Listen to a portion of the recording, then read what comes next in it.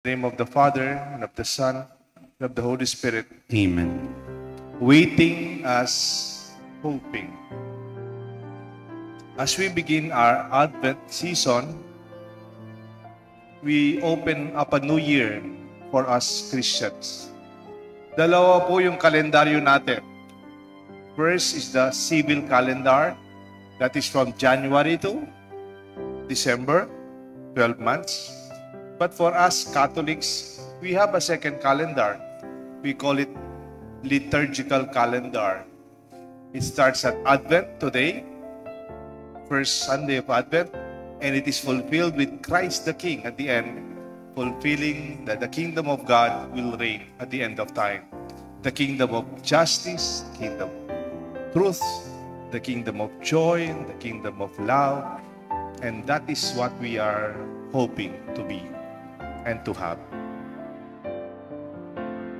As we await with hope, as we begin with hope, we continue with this kind of attitude.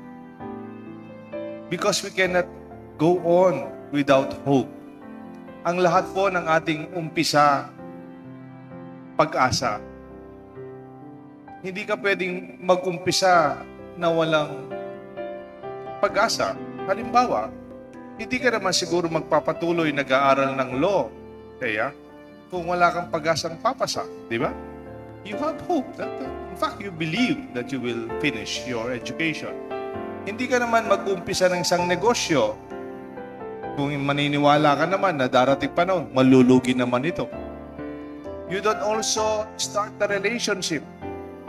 Someday you know, wala namang mangyayari. We are hopeful from the very beginning. Umpisa pa lang, naniniwala na tayo.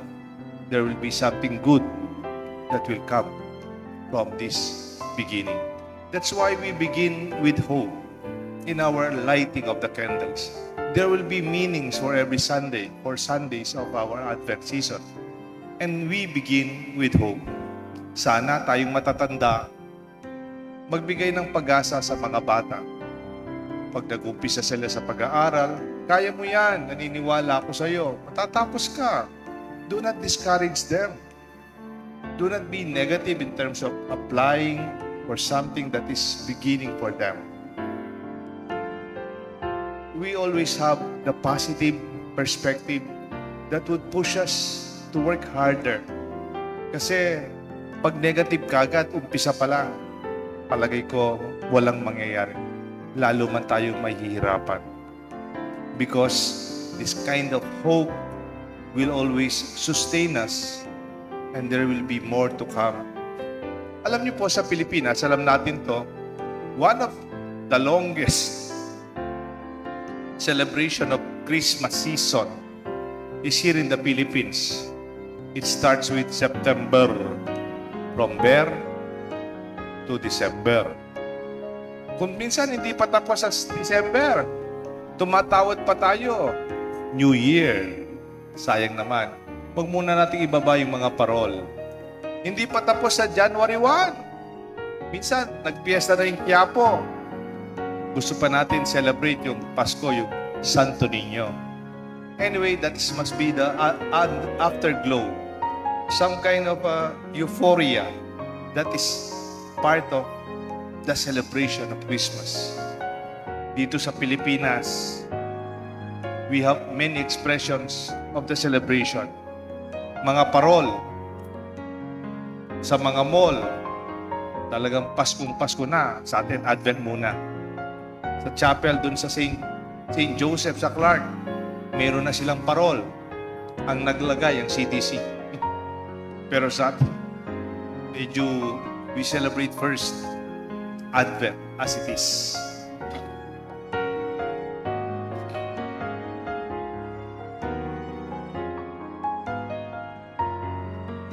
Kaya gustong-gusto ng mga mall na talagang yung Christmas season will start kasi talagang mag-iengganyo ng mag-shopping ang mga tao to shop for their 13th-month pay and bonus sa kanilang magiging regalo, sa kanilang magiging inanak at kaibigan. Nagtataka lang ako on the side. Di ba yung 13 malas? Di ba ayaw natin yung 13? In fact, sa Amerika, wala man silang 13th floor sa mga building. Sa mga aeroplano, wala man 13 seats. Malas. Minsan tayo rin, ayaw natin lumabas ng bahay pag Friday the 13th. Malas daw. Question lang, ba't pag merong bonus, 13th month bonus, ba't tinatanggap ninyo? Malas yun. I-donate nyo na lang sa simbahan. Kami na pong bahala nun. Gagawin natin kumbento at gawa pa tayo ng ibang mga projects of the church. Anyway, joking aside, we already begin to shop. Parang magaan, pera, pag December. Also, meron ng mga nagkakaroling. In fact, yung Christmas committee ng ating parokya, lumabas yata ngayon, nagkakaroling to raise their funds for a Christmas project. Meron na rin pong mga decorations, mga pagkain na hinahanda. Meron tayong pagkain na para Pasko lang. Sa Santa Rita, meron silang suman Pasko. Sa Macabebe, meron silang nilaga. Pampasko lang yun. Special. May chorizo de Bilbao. Tapos parang maputi, parang may gatas yung soup. Ang sarap-sarap nun. Tapos meron silang special na lumalabas na kalamay. Pampasko lang. Yung parang na kapit, parang dikit na dikit. No? And those are things that makes Christmas more delicious. Maghanda kayo, marami ng Christmas party nga. Good luck sa mga cholesterol. At saka yung magme-maintain ng weight. At there will be more that will come as we celebrate Christmas. On the religious side, we have our 4 Sundays of Advent. Nag-umpisa na po tayo ngayon with the first candle of Advent. There will be three more weeks to come before Christmas. In fact, 9 days before Christmas, around December 16, magkakaroon po tayo ng simbang gabi. Hindi lang simbang gabi, yung 9 days, novena before Christmas. Tayo naman dito sa parokya, hindi man simbang gabi. Madaling araw na misa. Alas 4:30 yata yung misa natin dito. And that is part of the preparation and early dawn masses. I realized preparation and waiting are essential parts of any meaningful celebration. Preparation enhances the joy and the significance of the celebration, making it more fulfilling. In fact, I believe the preparation in itself is part of the celebration. Parang wala pa yung Pasko, natitikman na natin, nalalangkap na natin, nalalasahan na natin, naririnig na natin ang Pasko. Wala pa, nandito na. Not yet, but it's already here. It's waiting and preparing, remind us of life that is a continuous journey. Kaya nga po, tayo, sana magsimba tayo ng simbang gabi, maghanda tayo mga misa natin sa Advent, it will make our Christmas more meaningful. Kung dumating ka lang Pasko, halimbawa, dumating ka lang sa Pasko, siyempre, busy ka tatrabaho, kaya galing ka sa abroad, parang hindi ka man talaga kasama sa Pasko. Ano ka, bisita? You're a guest. Because the preparation is ours to celebrate from the beginning until its fulfillment. We become strangers to this celebration when we just see it as a day.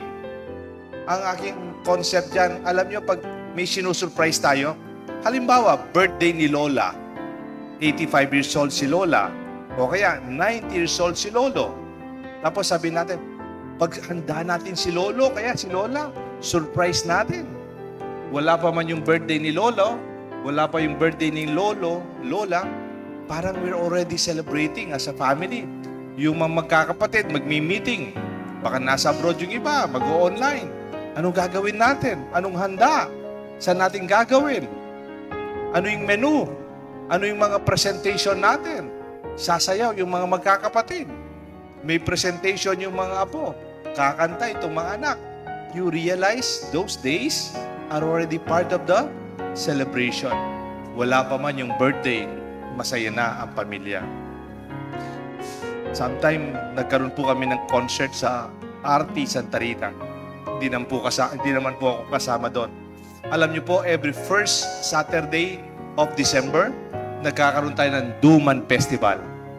For the past 20 years, yung Duman Festival, first Saturday of December, they present original Kapampangan songs and original play with a new theme, no? So, every year po yan. Minsan, nag-attend ako. And then, sabi ng mga tao, pambulat, bravo! Bravo! Ang galing-galing nyo. Genius kayo. Ang galing-galing nyo. Kumanta, sumaya, mag-present, mag-compose ng mga kanta. Congratulations! Sabi nila, genius yung mga bata. Because I'm thinking, siguro nga, genius sila. Pero did you know that 2-hour presentation at Duman Festival, December 7, first Saturday, that 2-hour concert, they are preparing since August. August pa lang po, every Sunday afternoon, the children, the members of Party Santa Rita practice at least 4 hours until December. Therefore, the celebration becomes beautiful, not because of the celebration per se, but because of the many long time that they are preparing and waiting for the time to arrive. Because there are two kinds of waiting. First, we call it passive waiting. Ano po yung passive waiting? Yung sayang lang ang oras. You do nothing. There's no action. Simply enduring the passage of time. When you are passively waiting, nasisira lang yung oras mo. Like may pinag-usapan kayong alas 6, tapos 6:30 na, wala pa. Sasabihin mo siya, sayang ang oras kong paghihintay. Walang nangyari. That is passive waiting. Pero meron po tayong ikalawa. Ang tawag, active waiting. Can you repeat that? Active waiting. Again, active waiting. Pinaparepeat ko lang po para gumising kayo ng konti. Yung active waiting, parang pagsisimba na active participation, we just that long, let time pass by. We do something about it. We prepare with a purpose. We engage in meaningful actions while anticipating and preparing the day to come. Ako, naniniwala ako, limbawa, sa pag-aaral, let's go to academics. Yung importante siguro sa isang estudyante, yung final exam o kayong major exam, the examination day per se, that is true. But for me, real learning is not expressed in that examination. It is in those days that they are going to school, attending classes and lectures, taking notes and studying on their own, and importantly, their own review. Wala na si teacher, wala si classmate, walang schedule, but you yourself do your own intensive review and even research to what you already learned, and that is real education. It is not about the result of the exam, but the learning in the process that you have. Palagay ko, ganyan din ang ating Adviento. Paghahanda at paghihintay. We are actively, joyfully participating in the coming of the Lord, making the Lord present in our time. Waiting.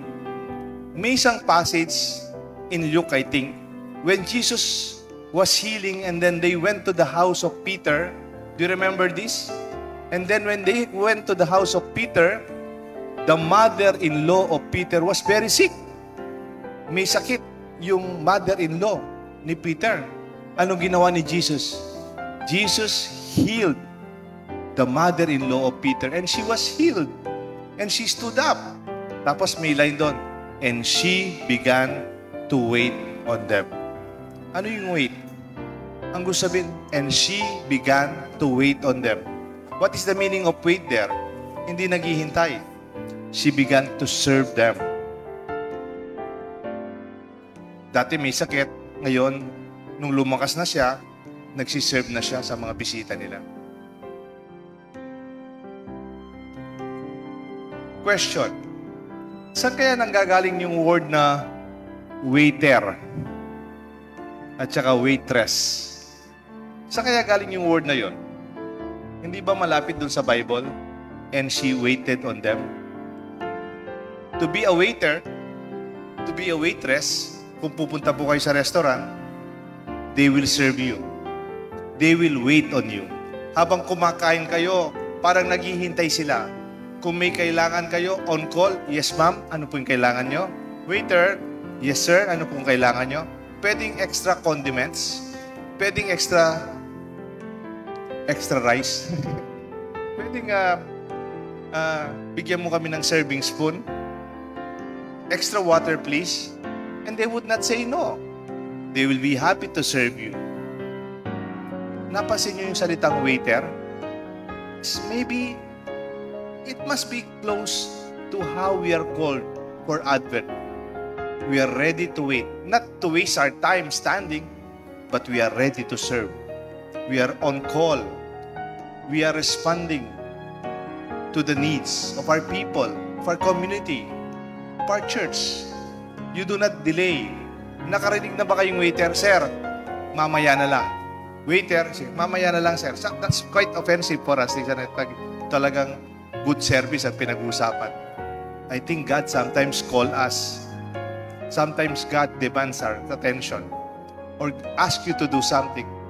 As waiters and waitress, kuminsan sinasagot namin, wait Lord, wait lang. Di ba ganyan mga bata? Wait lang. But the gospel today asks us to be ready, to stand, and to say yes whenever the Lord invites us. To wait, not only to wait na maghintay, but to wait actively as to serve and to respond to the needs. Mamaya po sa consecration, maririnig niyo ang pare. He will pray part of the doxology. After the doxology, after the consecration, sasabihin ng pare, deliver us, Lord, from every evil. Grant us peace in our days. In your mercy, keep us free from sin and safe from all distress. Tapos sasabihin na, as we await for the joyful hope. We await with joyful hope. Ang paghihintay natin hindi malungkot. Ang paghihintay natin hindi mabigat. Ang paghihintay natin hindi sayang. Ang paghihintay natin, masayang paghihintay sa pagdating ng Diyos. Because when you know somebody loves you, when you are waiting, you are excited. You are not afraid. Kung mapagmahal ang tatay mo, darating siya. At hindi ka natatakot sa kanya. Pag darating siya, you are really waiting and joyfully waiting for the coming of somebody you love. And the somebody loves you. We believe God loves us so much that He sent His only Son to redeem us, to save us. Therefore, this gospel may not only challenge us to be afraid, but to be joyful, to stand erect, and wait for His coming. Gusto ko lang po magtapos sa isang salita. Sino po hindi Kapampangan dito? Yung hindi Kapampangan. Konti lang yata. Sa Pampanga, yung Tagalog ng pag-asa ay pag-asa, hope. Hope. No? Pero sa Kapampangan, ang salita natin, kapanayan. Can you repeat that? Again. Kapanayan. Kapanayan means hope, pag-asa. Pero literally sa mga Kapampangan, ang gusto sabihin ng kapanayan, may inihintay. Panayan. That's the key word. May inihintay. May darating. Meron tayong inaasahan. This is how the Kapampangan understood hope. That we are not only second guesses, baka wala naman dumating, wala namang mangyayari, but we are positively believing may darating. Somebody's coming at may inihintay tayo. This is our faith and this is the source of our joy in this time of our first Sunday of Advent. Waiting is hoping. Kapanayan, yapin niya yung tunay, pamanayan. In the name of the Father, the Son, and the Holy Spirit.